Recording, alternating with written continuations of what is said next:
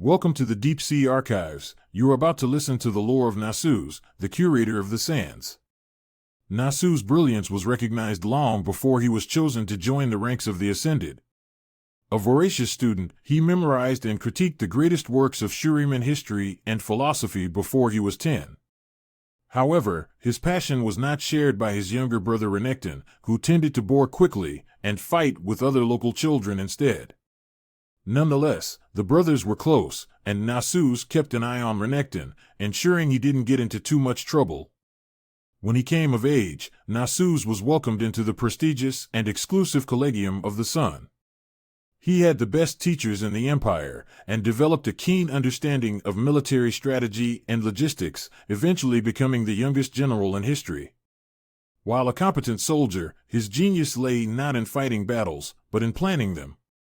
A deeply empathetic man, Nasus took his responsibilities seriously, always ensuring his soldiers were well provisioned, paid on time, and treated fairly.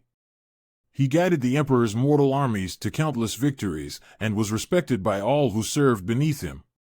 Sure enough, his brother Renekton also entered military service, and rose through the ranks as a trusted and capable warrior under Nasus' command. But despite his triumphs and accolades, Nasus did not enjoy war.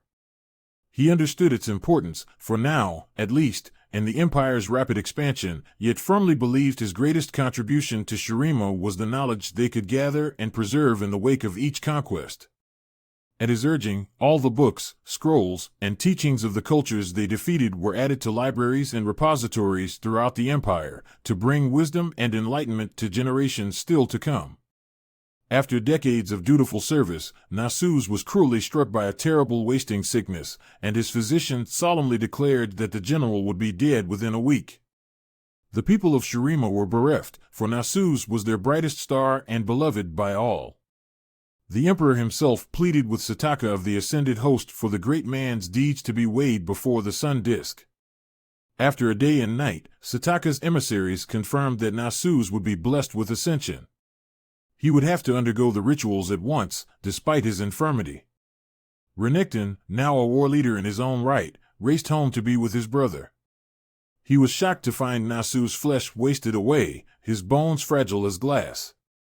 So weak was he that, as sun disk's golden radiance streamed over the dais, Nasus was unable to climb the final steps into its light. Renekton's love for his brother was stronger than any sense of self-preservation. He carried the weakly protesting Nasus onto the dais, and would willingly accept oblivion. However, Renekton was not destroyed as expected. When the light faded, not one but two god warriors emerged. Both brothers had not only survived, but flourished. Nasus stood as a towering, jackal-headed avatar of wisdom and strength, while Renekton was a muscled behemoth in the likeness of a crocodile. Nasus had been gifted powers far beyond mortal understanding. The greatest boon of his ascension was the countless lifetimes he could now spend in study and contemplation, though this would also eventually come to be his greatest curse. But he was more immediately concerned by the increased savagery he saw within Renekton. At the siege of Nashrami, finally bringing the city under Shuriman rule, Nasus learned that his brother had razed the Grand Library and massacred all who stood against him. This was the closest the brothers ever came to bloodshed, facing one another in the rubble, weapons drawn. Only under Nasus' stern, disappointed gaze did Renekton's bloodlust dwindle, and he turned away in shame. War with the rebel state of Icathia changed many of the Ascended. The horrors they witnessed left them hollow, and quicker to anger. Nasus undertook centuries of solitary study as he tried to comprehend what had happened to his immortal brethren, and what it could mean for the future. When the ascension of Emperor Azir went terribly wrong, Nasus and Renekton were both far from the capital, and returned with all haste, but they were too late.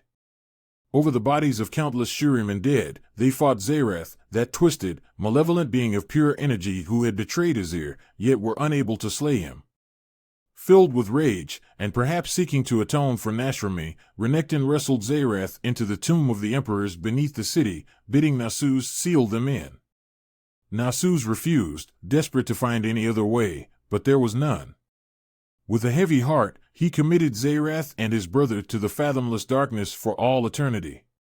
Drained of its power by Zerath's sorcery, the sun disk fell, and every remaining god warrior felt its loss in their immortal heart.